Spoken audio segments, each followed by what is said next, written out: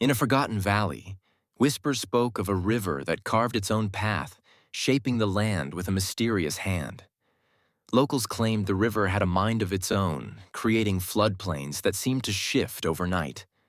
Scientists were baffled, unable to explain the rapid changes. One night, a brave explorer ventured to uncover the truth. As the moonlight danced on the water, he discovered ancient stones inscribed with symbols guiding the river's flow. The twist? The stones were moved by unseen forces, revealing a hidden civilization beneath the floodplains. The river was their guardian, protecting secrets untold.